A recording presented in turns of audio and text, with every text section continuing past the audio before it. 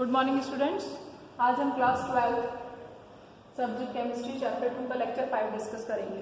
ठीक है, कल देखिए हमने क्या डिस्कस किया था, रॉल्स लॉ डिस्कस किया था। रॉल्स लॉ के बारे में मैंने आपको बताया था कि जो रॉल्स लॉ है वो किस पर लगता है, लिक्विड लिक्विड पर लगता है। तो कल हमने जो लॉ पढ़ा था उसमें हमने ये कहा था कि यदि टू वोलेटाइल लिक्विड्स हैं तो टू वोलेटाइल लिक्विड्स जो हैं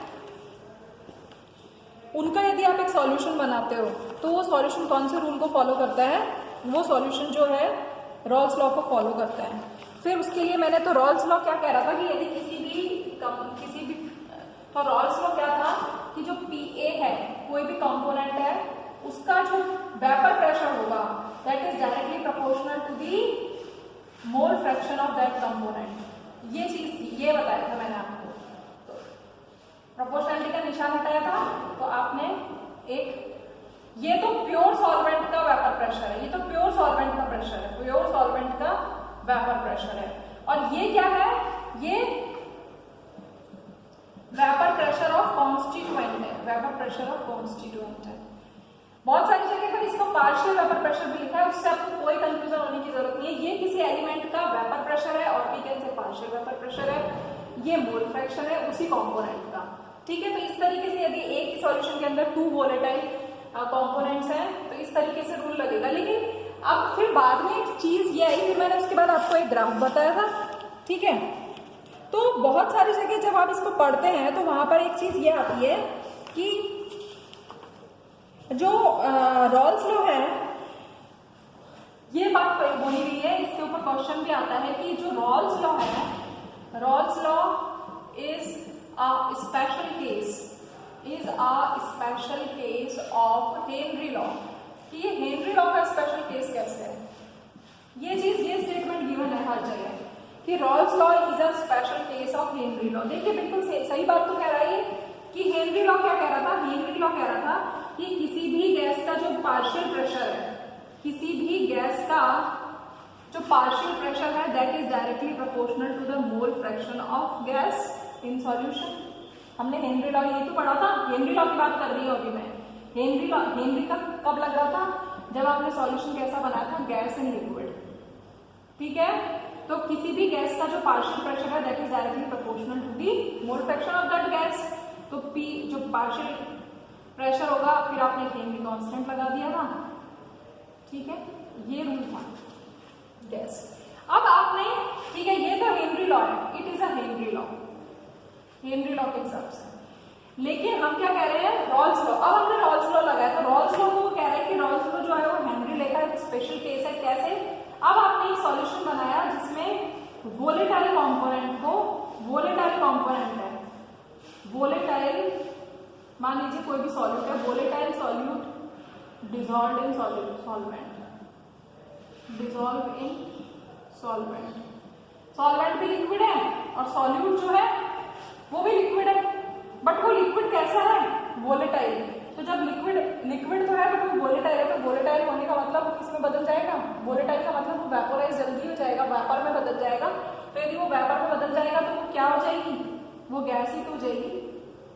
समझ में आ रहा है, ये चीज तो समझाइए कि दो आपने लिक्विड लिए हैं और दोनों लिक्विड कैसे हैं, वोलेटाइल है, तो क्या होगा, वेपर बनेगी। वेपर बनेगी तो आपका जो इक्विलिब्रियम है वो जल्दी से स्टैब्लिश होगा, तो आपका जो सॉल्यूशन है भले ही वो कैसा है, लिक्विड है,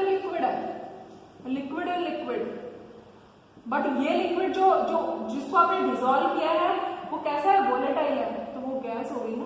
तो इस केस में क्या होगा, इस केस में भी मान लीजिए आपका जो भी वोलेटाइल सॉल्यूट है उसका जो पार्शियल वेपर प्रेशर है that is equals to this.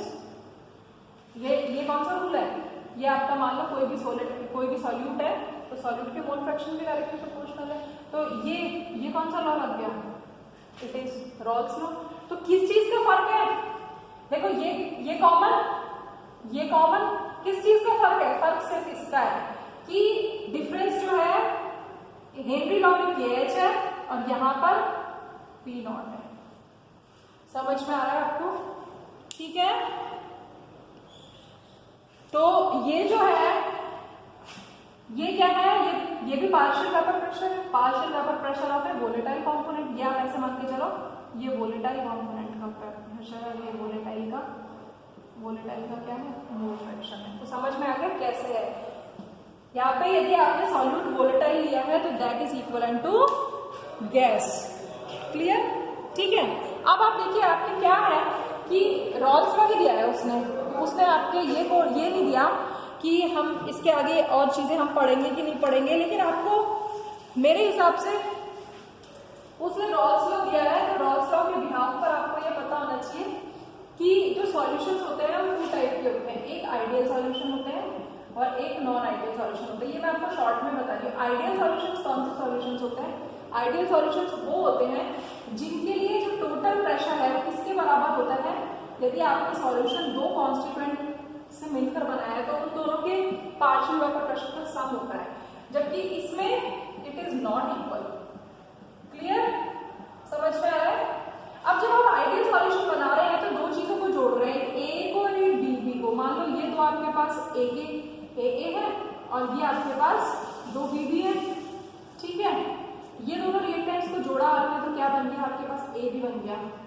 तो इसका वॉल्यूम और इसका वॉल्यूम, दोनों रिएक्टेंट का वॉल्यूम से जो आपने सॉल्यूशन बनाया है ए बी, यदि दोनों का वॉल्यूम यानी कि दोनों का वॉल्यूम क्या हो, मिक्सिंग वॉल्यूम कितना हो, इक्वल हो, इसका वॉल्यूम और इसका वॉल्यूम दोनों बराबर हो, तो हम क्या कहेंगे, दोनों के वॉल्यूम में कोई डिफरेंस नहीं हो तो हम कहेंगे सॉल्यूशन आइडियल है।